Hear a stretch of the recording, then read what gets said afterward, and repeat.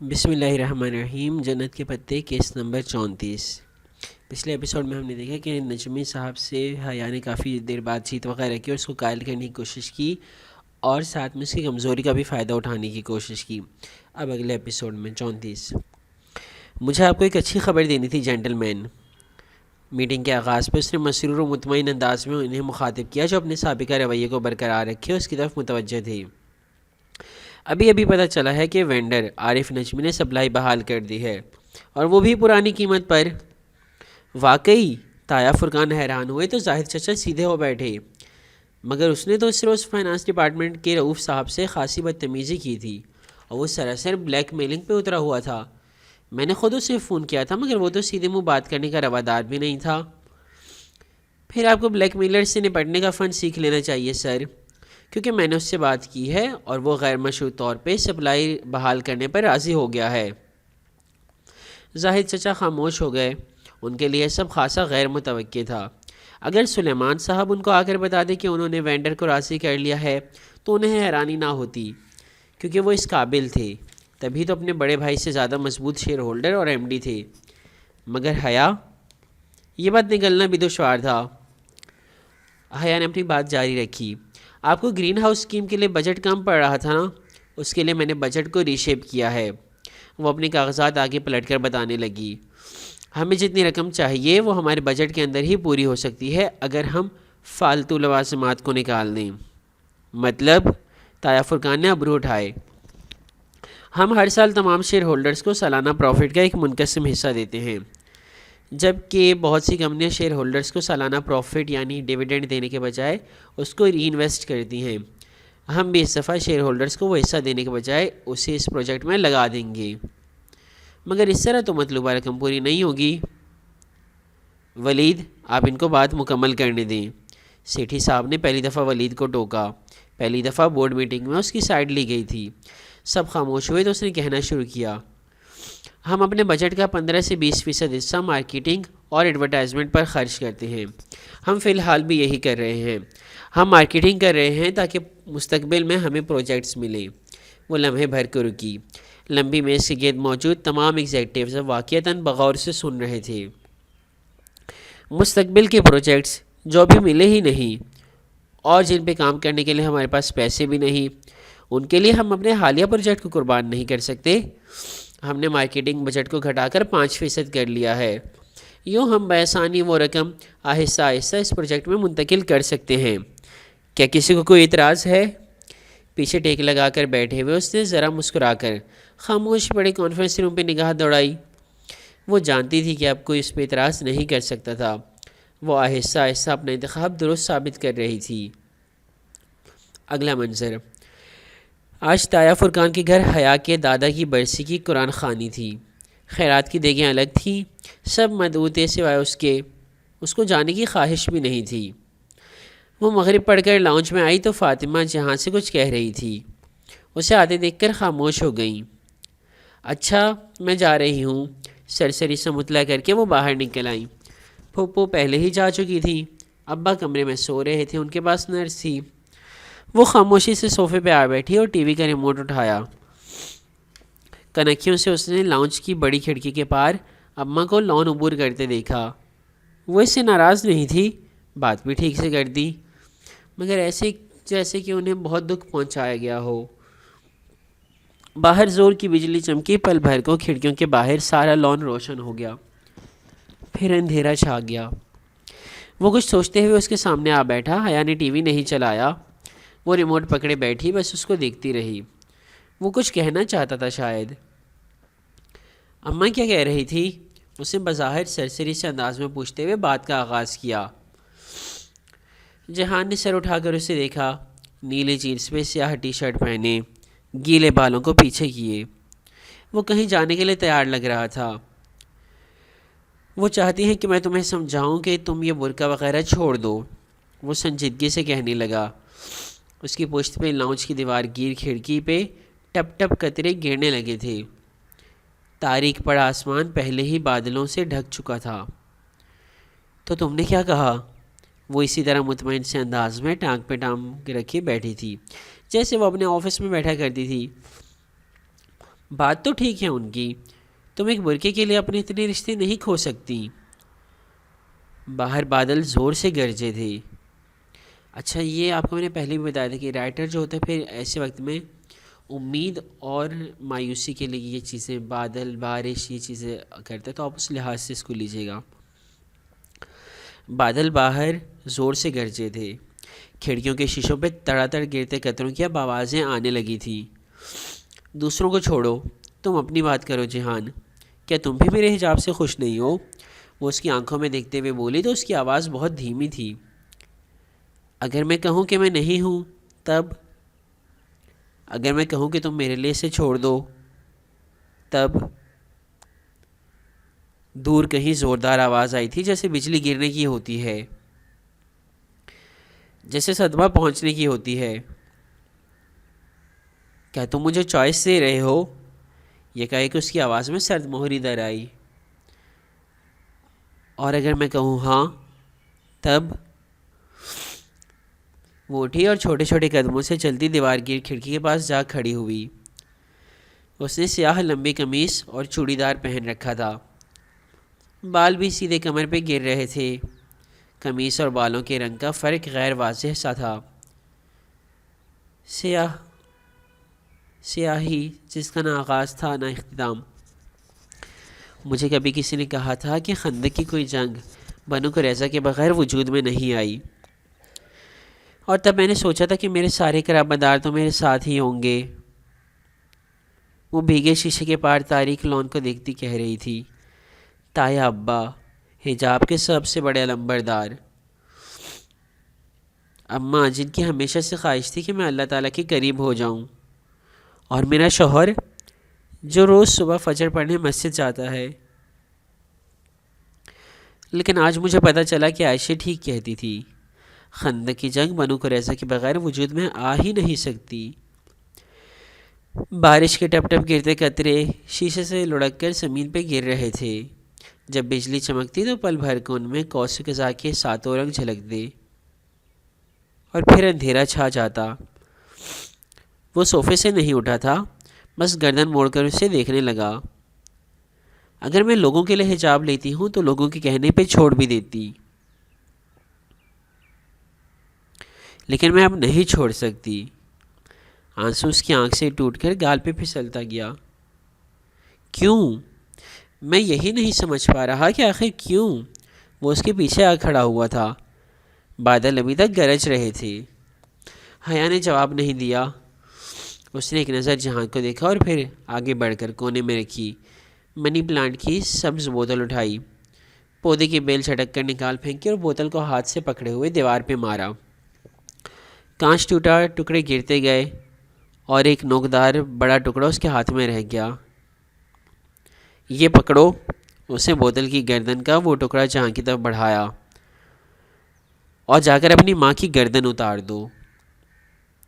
حیا، اس نے بے یقینی سے اسے دیکھا۔ حیا نے افسوس سے سر نفی میں ہلایا اور آخری ٹکڑا باقی ماندہ کرچیوں پہ پھینک دیا۔ نہیں کر سکتے نا؟ کانپ اٹھتا ہے نا دل؟ لگتا ہے نا جیسے آسمان پھٹ پڑے گا اگر تم نے ایسا سوچا بھی۔ اسے گردن موڑ کر بھیگی آنکھوں سے باہر برسی موسلا دھار بارش کو دیکھا۔ مجھے بھی ایسا ہی لگتا ہے، وہ بولی تو اس کی آواز آنسوؤں سے بھاری تھی۔ مجھے بھی ایسا ہی لگتا ہے جہاں اللہ تعالیٰ نے امانت کو آسمان و زمین پہ پیش کیا تھا، مگر دونوں نے اسے اٹھانے سے انکار کر دیا تھا، اور اسے انسان نے اٹھا لیا تھا۔ تمہاری ماں، ایک انسانی جان تم پہ امانت ہے، ایسے ہی مجھ پہ میرا وعدہ امانت ہے۔ میں نے زندگی میں بس ایک دفعہ کوئی وعدہ کیا اللہ تعالیٰ سے، کوئی مجھے اسے نبھانے کیوں نہیں دیتا؟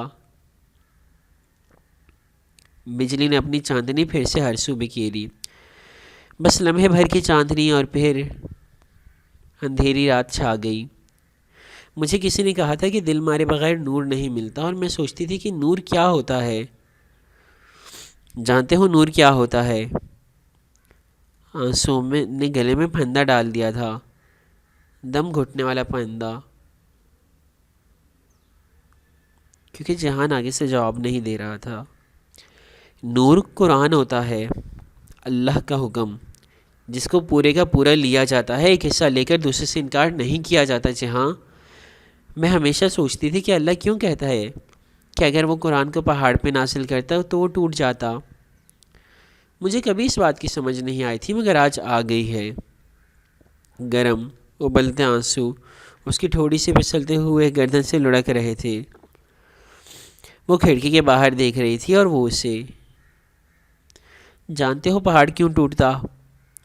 کیونکہ وہ قرآن کو پورے کا پورا لیتا، اور جو شخص قرآن کو پورے کا پورا اپنے دل میں اتارتا ہے اسے ایک بار ٹوٹنا پڑتا ہے۔ اسے جلتی آنکھیں بند کیں۔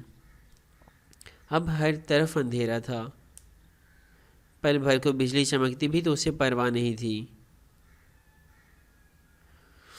لوگوں نے مجھے اس لیے چھوڑا کیونکہ میں نے اللہ کو نہیں چھوڑا، تو مجھے واقعی ایسے لوگوں کا ساتھ نہیں چاہیے۔ اس نے آنکھیں کھولی، وہ واپس پلٹ رہا تھا۔ اس نے دھندلی بصارت سے گردن موڑ کر اس شخص کو سیڑھیاں چڑھتے دیکھا، جس سے اس کی زندگی کا ایک حصہ محبت کرنے میں گزرا تھا۔ وہ اوپر چلا گیا مگر حیا اسی طرح سیڑھیوں کو دیکھتی رہی۔ چند منٹ بعد وہ اترتا دکھائی دیا۔ اس کا دستی بیگ اس کے ہاتھ میں تھا۔ وہ بنا اس کی طرف دیکھے، بنا کچھ کہے باہر نکل گیا۔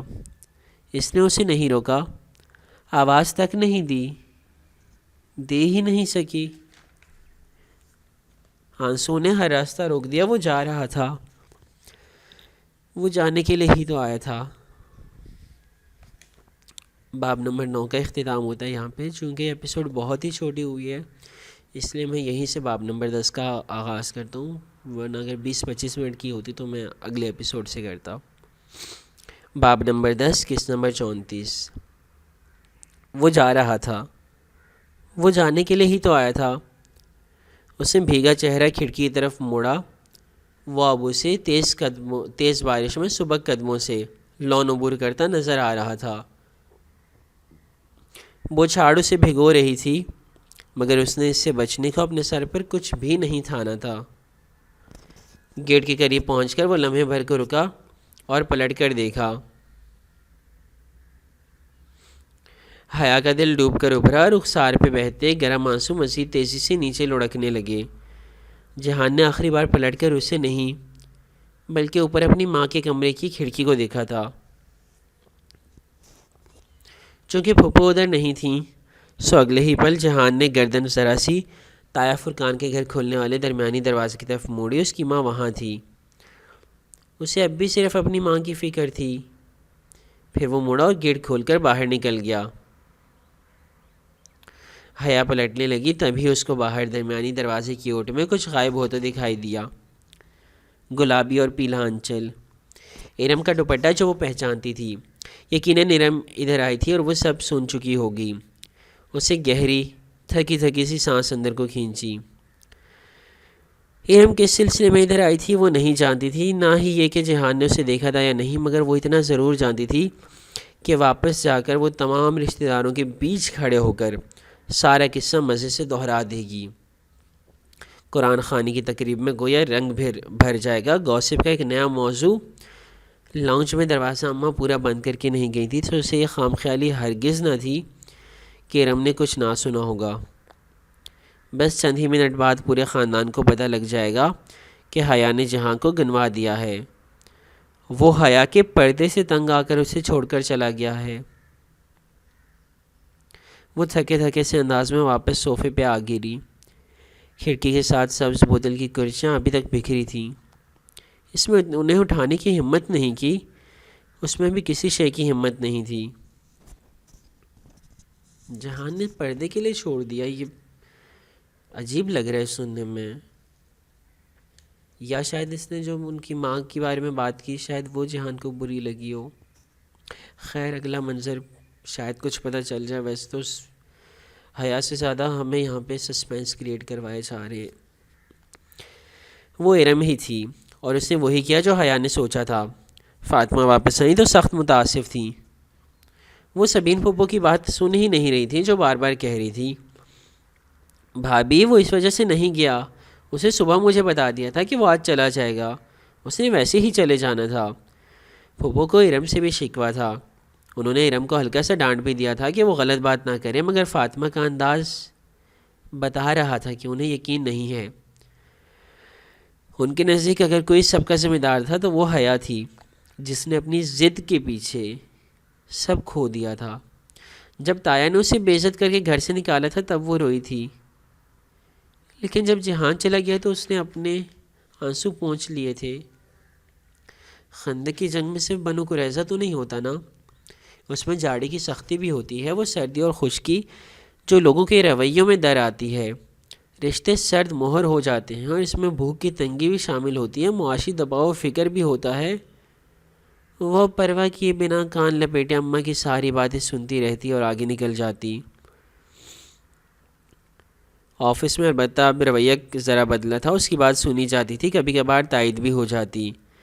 وہ کوریڈور میں چل کر جا رہی ہوتی یا لفٹ کے انتظار میں کھڑی ہوتی، لوگ ادھر ادھر ہٹ جاتے، اس کے لیے راستہ چھوڑ دیتے، اس کے لیے کھڑے ہو جاتے۔ ہیڈ آرکیٹیکٹ رضوان بیگ کو اس نے اگلے ہی روز اپنے آفس میں بلایا تھا۔ بیٹھیے، اپنے مخصوص انداز میں پاور سیٹ پہ ٹیک لگا کر بیٹھتے ہوئے اس نے ہاتھ سے سامنے کرسی کی جانب اشارہ کیا۔ وہ بیٹھ گئے، البتہ ان کے چہرے پہ ذرا الجھن تھی۔ کچھ پئیں گے؟ کافی ٹھیک رہے گی؟ شیور۔ اس نے انٹر کام کا ریسیور اٹھایا۔ ایک اچھی کڑوی سی بلیک کافی اندر بھیجیں، بغیر چینی کے۔ رضوان صاحب ذرا چونکے، ریسیور رکھ کر وہ واپس کرسی پہ پیچھے ہو کر بیٹھی اور سنجیدگی سے ان کو دیکھا۔ بیگ صاحب، ادھر آپ نے کون سی ملٹی سٹوری پارکنگ دیکھ لی جو آپ کو لگا کہ اسٹریٹ سینٹر میں اسے ہونا چاہیے؟ میرا خیال تھا کہ وہ ایک منفرد آئیڈیا ہے جس میں کم جگہ پر ایک بہت بڑی پارکنگ بن سکتی تھی۔ آپ کے ساتھ اور کس کا خیال تھا یہ؟ رضوان صاحب نے ابرو اٹھائی۔ آپ مجھ پہ الزام لگا رہی ہیں؟ بنا گھبرائے وہ قدر ناگواری سے بولے۔ بیگ صاحب، آواز نیچے رکھ کر بات کریں، کیونکہ آپ کے پارٹنر نے ایک دو جگہ بہت فخر سے آپ کا اور اپنا کارنامہ بیان کیا ہے۔ میں تو پھر آپ سے بند کمرے میں پوچھ رہی ہوں۔ میرا کوئی پارٹنر نہیں ہے، یہ دھمکیاں آپ کسی اور کو دیں۔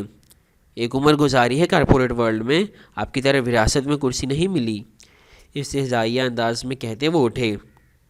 اگر میرا آئیڈیا ان کو پسند نہیں آیا تو اس کی ذمہ داری ہم دونوں پر ہے۔ میں نے ڈیزائن بنایا، آپ نے پیش کیا، اگر کوئی مسئلہ تھا تو اس وقت آپ کی سمجھداری کدھر تھی جو آپ نے تب کچھ نہیں کہا؟ اب اپنی ناکامی چھپانے کے لیے آپ مجھ پر الزام لگا رہی ہیں۔ مائی فٹ۔ وہ سر جھٹک کر تیزی سے مڑے اور باہر نکل گئے۔ اسے جیسے سمجھتے ہوئے سر ہلایا اور فون کا ریسیور اٹھایا۔ ایک نمبر ڈائل کر کے وہ دھیرے سے بولی، عمران صاحب، پورے آفس میں موبائل چیمر آن کر دیں جیسا کہ ہم نے پہلے بات کی تھی، اور بیگ صاحب کے آفس فون کی ایک لائن مجھے ٹرانسفر کر دیں۔ ریسیور واپس رکھتے ہوئے ایک طویل سانس اس کے لبوں سے آزاد ہوئی تھی۔ وہ جانتی تھی کہ اس نے رضوان بیگ کو اکسا دیا ہے، وہ اب پہلی کال اسے ہی کریں گے جو اس کا ساتھی ہے۔ اخلاقی حرکت تھی یا غیر اخلاقی، اسے یہی درست لگا تھا۔ اگلا منظر، سمندری بگلے ساحل کنارے پھڑپڑاتے ہوئے اڑ رہے تھے۔ چلو چلو ترکی چلو۔ نیلا خوبصورت باسفورس آج صبح بہت ہی پرسکون تھا۔ وہ ہاربر کے قریب سڑک پر ڈرائیو کر رہا تھا، اس کی توجہ سمندر کی طرف تھی نہ موسم کی جانب۔ وہ قدر تشویش کے عالم میں ایک ہاتھ سے موبائل پہ نمبر ملا رہا تھا۔ جب سلسلہ ملا تو اس نے فون کان سے لگایا۔ ہاں بولو سفیر، کیا مسئلہ ہوا ہے؟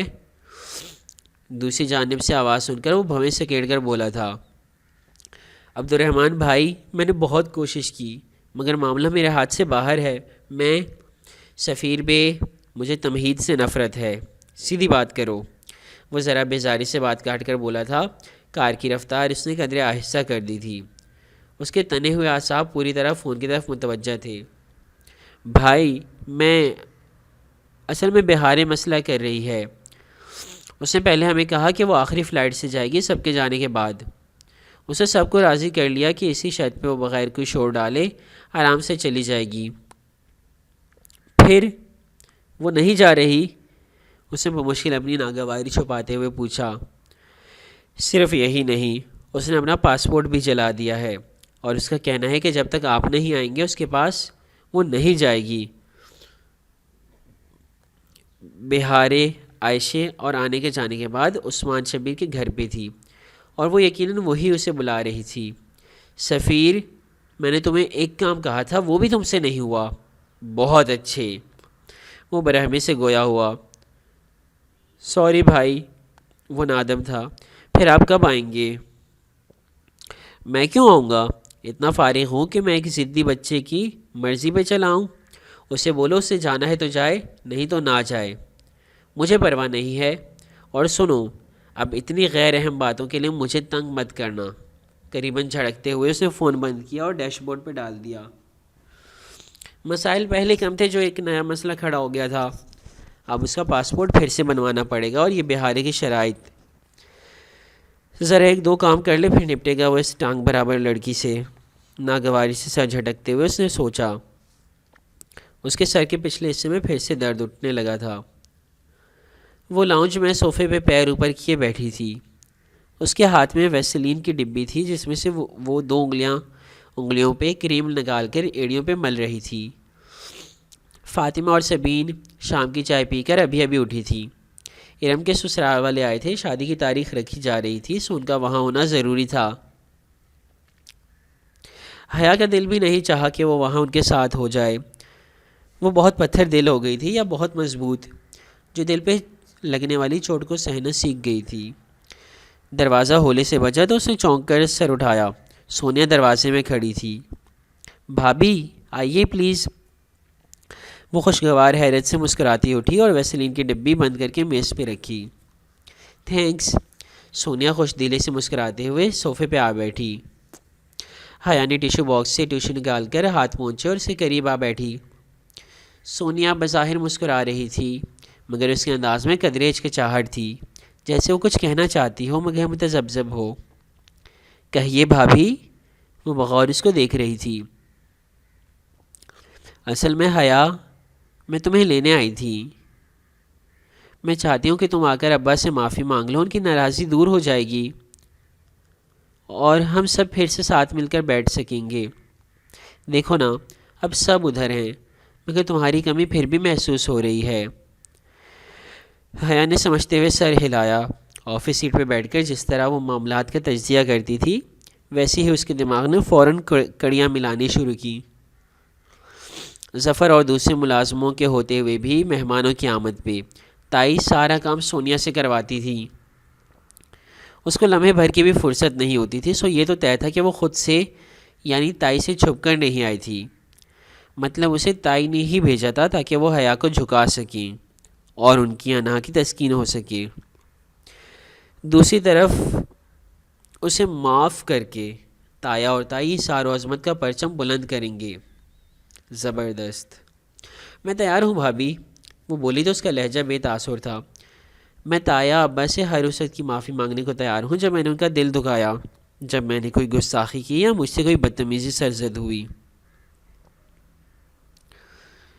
ان سے کہیے میں پوری دنیا کے سامنے معافی مانگنے پہ تیار ہوں۔ وہ بڑے ہیں، میں چھوٹی، مجھے جھکنا چاہیے، میں جھک جاؤں گی، لیکن بھابھی، تایا ابا نے ایک شرط رکھی تھی۔ وہ لمحے بھر کو رکی، اور وہ شرط یہ تھی کہ میں ان کے گھر ان کے بیٹوں سے منہ لپیٹے بغیر داخل ہوں گی، ورنہ نہیں ہوں گی۔ میں ان کی اس بات کا بھی مان رکھوں گی۔ میں ہر بات کی معافی مانگ لوں گی سوائے اپنے حجاب کے۔ یہاں میں ٹھیک ہوں، وہ غلط ہیں۔ میں ان کے گھر میں داخل نہیں ہوں گی، یہ بات آپ ان کو بتا دیں۔ حیا، سونیا نے بے بسی سے اسے دیکھا۔ اب اتنا بھی کیا پردہ؟ دیکھو، اس دن ڈاکٹر ذاکر نائک کہہ رہے تھے کہ بھابھی پلیز، کوئی میرے حق میں بات کرے یا خلاف، مجھے فرق نہیں پڑتا۔ بہت سی لڑکیاں صرف اسکارف لیتی ہیں، چہرہ نہیں ڈھکتی، کیونکہ انہوں نے اللہ سے اتنا ہی وعدہ کیا ہوتا ہے، سو جتنا وہ کرتی ہیں اس پہ قائم رہتی ہیں، اس سے نیچے نہیں جاتی۔ میں نے بھی ایک وعدہ کیا تھا کہ جو حکم سن لوں گی اس پہ دل کھل جائے گا، اسے اپنا لوں گی۔ اب میرا دل نکاب کے لیے کھل چکا ہے، پلیز مجھے اسے نبھانے دیں۔ وہ بات کرنے کے ساتھ ساتھ ایڑی پہ لگی چکنائی کو انگلیوں سے مل بھی رہی تھی۔ ذرا سی سخت بڑی ایڑی اس کی پوروں کو کھردری محسوس ہو رہی تھی۔ دیکھو تمہاری بات ٹھیک ہے، مگر حیا تم جانتی ہو پورا خاندان باتیں بنا رہا ہے کہ جہان تمہیں صرف اس لیے ٹھکرا کر گیا ہے کیونکہ تم نے اپنی دکیانو سے ضد نہیں چھوڑی۔ بھابھی، جب ارم نے یہ بات سریعام کہی تھی تب پھوپھو نے یہ کہا تھا کہ وہ صرف اپنی چھٹی ختم ہونے پہ واپس گیا ہے، مگر لوگوں نے ان کی بات پہ یقین نہیں کیا، حالانکہ وہ ماں ہیں۔ انہوں نے ارم کی بات پہ یقین کیا گیا۔ لوگ اسی بات پہ یقین کرتے ہیں جس پہ وہ یقین کرنا چاہتے ہیں۔ ساری کریم ایڑی میں جذب ہو گئی تھی۔ اسے میز پہ رکھی ڈبی کھولی، انگلی اندر ڈال کر پورے پہ ذرا سی ویسلین نکالی اور پھر سے کھردری ایڑی پہ لگانے لگی۔ اور اگر جہان نے واقعی تمہیں اسی وجہ سے چھوڑا ہو تب تم کیا کرو گی؟ وہ جیسے بہت فرصت سے اسے سمجھانے آئی تھی۔ یقیناً اسے بھیجا گیا تھا۔ بھابھی، یہ میرا اور اس کا مسئلہ ہے جسے ہم ہینڈل کر لیں گے۔ میں نیکسٹ ویک ترکی جا رہی ہوں نا، بات کر لوں گی اس سے۔ پورے خاندان کو اس بات کی کیوں اتنی فکر ہے؟ میں سمجھنے سے قاصر ہوں۔ وہ غصے سے نہیں بلکہ بہت نرمی سے ہموار لہجے میں بول رہی تھی۔ بات کرنے کے ساتھ ساتھ اس کی انگلیاں ایڑی کا مساج بدستور کر رہی تھیں۔ مگر حیا، تم یہ بھی تو دیکھو کہ کزن سے پردہ کون کرتا ہے۔ میری ایک فرینڈ کا تعلق بہت سخت قسم کی پٹھان فیملی سے ہے، مگر ان کے ہاں بھی کزن سے چہرے کا پردہ نہیں کیا جاتا۔ ٹھیک ہے وہ سب اسلام کا حصہ ہے، مگر اب اس سب کو دقیانوسی سمجھا جاتا ہے۔ زمانہ بہت آگے بڑھ گیا ہے۔ اس نے بہت دکھ سے سونیا کو دیکھا۔ اگر میرے اور آپ کے رسول اللہ صلی اللہ علیہ وآلہ وسلم آج ہمارے سامنے ہوتے تو کیا ان کی موجودگی میں بھی آپ یہی بات کہہ سکتی؟ دقیانوسی۔ سونیا ایک دم بالکل چپ ہو گئی۔ بتائیں نا بھابھی، ان کے سامنے آپ سے پوچھا جاتا تو آپ ان کے بتائے ہوئے اصولوں کو سپورٹ کرتی یا اپنے ساس سسر کو؟ سونیا نے لب کھولے مگر کچھ نہیں کہہ سکی۔ اس کے پاس سارے الفاظ ختم ہو گئے تھے۔ حیا نے ڈبی سے ذرا سی مزید ویسلین نکالی اور دوسری ایڑی پہ دھیرے دھیرے رگڑتے ہوئے بولی، کیا آپ جانتی ہیں کہ داور بھائی پہلے مجھ سے شادی کرنا چاہتے تھے؟ سونے کی آنکھیں حیرت سے ذرا سی کھلیں۔ دھیرے سے اسے نفی میں سر ہلایا، بالکل ایسے جیسے فروخ کچھ عرصہ پہلے تک مجھ سے شادی کے لیے تائی اماں کو تنگ کرتا رہا ہے، ویسے ہی داور بھائی نے بھی بہت اصرار کیا تھا۔ یہ بات میں نے تائی کے منہ سے آپ کی شادی سے 2 روز قبل سنتی ہیں۔ جانتی ہیں داور بھائی ایسا کیوں چاہتے تھے؟ وہ کچھ نہیں بولی، وہ بس بنا پلک جھپکے شوق کے عالم میں اسے دیکھ رہی تھی۔ کیونکہ میں ہمیشہ بہت تیار رہا کرتی تھی، اب بھی رہتی ہوں۔ میرے کپڑے، جوتے، بال، ناخن، میں ہر چیز آج بھی اتنی ہی تراش خراش کر سیٹ رکھتی ہوں جتنا پہلے رکھتی تھی۔ فرق بس اتنا ہے کہ اب میں باہر نکلتے ہوئے خود کو ڈھک لیتی ہوں۔ جانتی ہیں اس سے کیا ہوتا ہے؟ بس اتنا کہ دوسری عورتوں کے شوہر میری طرف متوجہ نہیں ہوتے، اور یوں اپنی بیوی سے ناخوش ہونے کی کوئی وجہ نہیں رہتی ان کے پاس۔ ایڑی میں ساری چکنائی جذب ہو چکی تھی۔ وہ اب بھی پہلے کی طرح کھردری تھی، مگر وہ جانتی تھی کہ یہ چکنائی ایک دم سے اثر نہیں کرتی۔ آہستہ آہستہ وہ کھردرے پن کو نرم کر دے گی اور یوں پھٹی ہوئی جلد ویسی ہو جائے گی جیسا کہ اسے ہونا چاہیے۔ کیا آپ اب بھی مجھے غلط سمجھتی ہیں؟ حالانکہ میں تو آپ کا گھر بچا رہی ہوں۔ ٹیشو سے ہاتھ پوچھتے ہوئے اسے بہت اطمینان سے دیکھا۔ وہ جو بالکل گمسم سی بیٹھی تھی کچھ کہے بنا اٹھ کھڑی ہوئی۔ حیا نے دور تک سونیا کو جاتے دیکھا اور پھر اپنی پھٹی ایڑیوں کو۔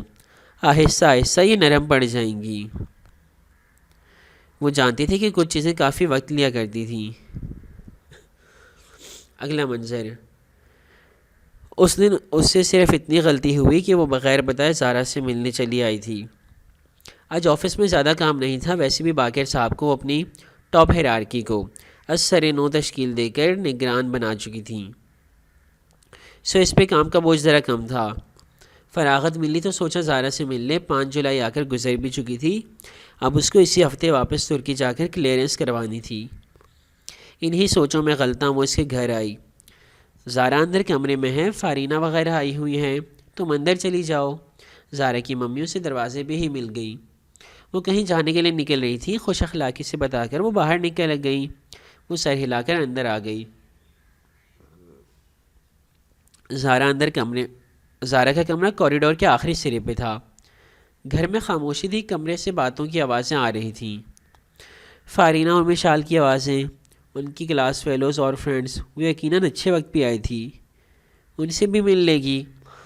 یہی سوچ کر وہ چند قدم آگے آئی، مگر اس سے پہلے کہ وہ مانوسیت پیدا کرنے کے لیے کوئی آواز دی تھی، ادھ کھلے دروازے سے آتی آوازوں نے اسے روک دیا۔ حیا کو مت بلانا پلیز، بیزاری سے بولتی وہ زارا تھی۔ وہ بے اختیار 2 قدم پیچھے ہٹتی دیوار سے جا لگی، سانس بالکل روکے۔ وہ اب ان کی گفتگو سن رہی تھی۔ کیا یار، اکٹھے ہو جائیں گے تو مزہ آئے گا نا؟ فارینہ ذرا حیران ہوئی۔ تم اسے ملی نہیں ہونا ترکی سے واپسی پہ، اس لیے کہہ رہی ہو، ورنہ وہ اتنی بور ہو گئی ہے کہ کوئی حد نہیں۔ تمہیں پتہ ہے اس نے برقع پہننا شروع کر دیا ہے، اینڈ آئی مین ریئل برقع۔ وہ ریئل پہ زور دے کر جیسے بے یقینی کا اظہار کر رہی تھی۔ برقع؟ ڈونٹ ٹیل می زارا۔ ہاں، میں نے اسے بولا تم ترکی سے آئی ہو یا عمرے سے؟ یہ جھوٹ تھا، زارا نے کبھی ایسے نہیں کہا تھا۔ وہ دم سادے سنے گئی۔ میں اس کا وہ کالا طالبان والا برقع نہیں وتھسٹینڈ کر سکتی، پلیز اسے کال مت کرنا، اسے دیکھ کر میرا دم گھٹتا ہے، پتہ نہیں اپنا کیا حال ہوتا ہوگا۔ خیر، حیا کو میں جتنا جانتی ہوں اس لحاظ سے اس نے برقع بھی ڈیزائنر لیا ہوگا، برانڈڈ برقع، شاید فیشن میں کر رہی ہو۔ اب مزید کھڑے ہونا خود کو ذلیل کرنا تھا۔ وہ بنا چاپ پیدا کیے واپس پلٹ گئی۔ باہر گیٹ کیپر کے قریب وہ رکی تھی۔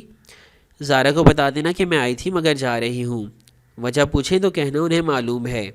سختی سے 2 ٹوک انداز میں کہہ کر وہ باہر کار کی طرف بڑھ گئی۔ چلو اور کہیں دور لے جاؤ، میں ذرا دور جانا چاہتی ہوں۔ پچھلے سیٹ پہ بیٹھتے ہوئے اس نے تھکے تھکے انداز میں ڈرائیور سے کہا، جس نے سر ہلا کر کار سٹارٹ کر دی۔ اس نے سر سیٹ کی پشت سے ٹکا کر آنکھیں موند لیں۔ گردن کے پچھلے حصے اور کندھوں پہ عجب دباؤ سے محسوس ہونے لگا تھا، جیسے اب اعصاب تھکان کا شکار ہو رہے ہوں۔ وہ انسان ہی تھی، اس کی قوت برداشت اور اعصاب کی مضبوطی کی بھی ایک حد تھی، اس سے زیادہ پریشر وہ نہیں لے سکتی تھی۔ ہر دروازے سے دھکارے جانا، ہر جگہ سے ٹھکرائے جانا، ہر دوست کا چھوٹ جانا، کیا مشکلات کی کوئی حد تھی؟ صبر صبر صبر، انسان کتنا صبر کرے؟ ایک نقاب ہی تو کرنا شروع کیا تھا اس نے، ایک دم سے اتنے چہروں سے نقاب کیسے اتر گئے تھے؟ ڈرائیور بے مقصد سڑکوں پہ گاڑی چلاتا گیا۔ بہت دیر بعد جب اس کا سر درد سے پھٹنے لگا تو اس نے گھر چلنے کا کہا۔ ابا کمرے میں تھے، آج ٹیک لگا کر بیٹھے، اینک لگائے اخبار دیکھ رہے تھے۔ اس نے دروازے کی درد سے ان کو دیکھا، ایک تھکی تھکی سی مسکراہٹ اس کے لبوں پہ بکھر گئی۔ پھر وہ بنا انہیں تنگ کیے اپنے کمرے میں چلی گئی۔ زارا کی باتوں نے اتنا ڈسٹرب کیا تھا کہ وہ رات کا کھانا بھی نہیں کھا سکی۔ فاطمہ نے پوچھا، ان کا رویہ ذرا بہتر تھا، آخر ماں تھی، مگر اس نے بھوک نہ لگنے کا بہانہ کر دیا۔ پھر وہ اوپر چھت پہ چلی گئی۔ زارا کی باتوں نے اتنا ڈسٹرب کیا تھا کہ کین کا جھولا منڈیر سے لگا ویران پڑا تھا۔ وہ اس پہ آ بیٹھی تو دھیرے سے بہت سی یادیں سامنے دیوار سے لگے ابا کے گملوں کے اوپر سائے بن کر ناچنے لگی۔ آج چاند کی روشنی کافی تیز تھی، پودوں کے پتے چمک رہے تھے۔ اسے سبانچی میں جھیل کنارے پہ چھائی چاندی کی تہ یاد آئی، اور چاندی کے مجسمے اور اسی جگہ بیٹھا وہ شخص جو خاموشی سے اس کی کہانی سننے گیا تھا مگر اپنی نہیں سنائی تھی۔ واپس جا کر فون بھی نہیں کیا، وہ تھا ہی ایسا، پھر بھی وہ اس سے امید وابستہ کر لیتی تھی، پاگل تھی وہ۔ بہت دیر وہ جھولے پہ بیٹھی ابا کے گملوں کو دیکھتی رہی۔ وہ پہلے سے زیادہ مرجھا گئے تھے۔ ابا بیمار پڑے تو ملازموں نے بھی ان کا خیال رکھنا چھوڑ دیا تھا۔ وہ منڈیر کے سامنے والی دیوار کے ساتھ رکھے تھے، ان کے اور منڈیر کے درمیان قریباً 4 گز چوڑا صحن تھا۔ وہ چھت کا پچھلا حصہ تھا، ٹیرس دوسری طرف تھا۔ وہ اب ٹیرس میں نہیں بیٹھتی تھی کہ وہاں بے پردگی ہوتی تھی، سامنے گھروں میں نظر آتا تھا۔ اللہ اللہ، پھر پردہ! اسے بددلی سے سر جھٹکا۔ نہیں، وہ اپنے پردے سے تنگ نہیں پڑ رہی، مگر وہ بیزاری کیوں محسوس کر رہی ہے؟ اپنی سوچوں سے اکتا کر وہ ایک دم کھڑی ہوئی اور اندر جانے کے لیے دروازے کی طرف بڑھی، مگر پھر رک گئی۔ گملوں اور منڈیر کے درمیان کچھ تھا، کچھ چمکا تھا۔ کون؟ وہ ذرا چوکنی ہو کر پیچھے ہوئی۔ کوئی ہے؟ وہاں ہر طرف سناٹا تھا، خاموشی، اندھیرا، کچھ بھی نہیں تھا۔ پھر شاید اس کا وہم ہو، اسے سر جھٹک کر پھر سے قدم اندر کی جانب بڑھانے چاہے، مگر لمحے بھر کو پھر سے کچھ چمکا۔ کون؟ کون ہے؟ وہ بالکل ساکن کھڑی، پلکیں سکیڑے اس جگہ کو دیکھے گئی۔ اسے ڈر نہیں لگ رہا، وہ بالکل بھی خوف زدہ نہیں ہے۔ اسے خود کو بتانے کی کوشش کی، مگر فطری خوف نے اسے چھوا تھا۔ پھر بھی وہ کچھ سوچ کر آگے بڑھی، گملوں کی قطار کے ساتھ چلتی۔ وہ آخری گملے تک پہنچی جس میں لگا منی پلانٹ ڈنڈی کی مدد سے قریباً 6 فٹ اونچا کھڑا تھا۔ وہاں کچھ بھی نہیں تھا، مگر کچھ تھا۔ کسی احساس کے تحت وہ ذرا سی آگے ہوئی اور پھر ایک دم رک گئی۔ خدایا! وہ جیسے کرنٹ کھا کر 2 قدم پیچھے ہٹی اور پھر بے یقینی سے پھٹی پھٹی نگاہوں سے گردن اونچی کر کے دیکھا۔